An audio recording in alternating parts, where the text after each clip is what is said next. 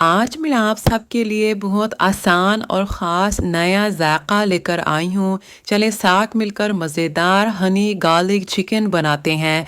2 chicken breast slice करके इन पर 1 tablespoon नमक, काली मिर्च और कुटी हुई लाल मिर्च लगाएं। फिर मैदे में कोट करें।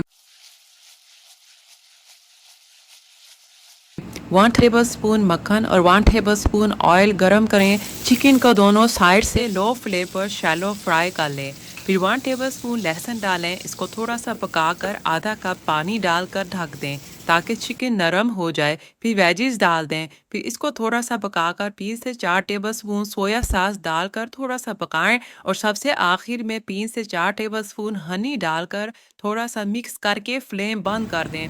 और जो इसके अंदर की सॉस होगी वो डालकर और हरी प्याज डालकर सर्व करें। मज़ेदार, जूसी और जायकादार डिश तैयार है। आप ज़रूर आजमाएं और कमेंट्स में बताएं आपको कैसा लगा। मैं आपके फीडबैक का इंतज़ार करूंगी।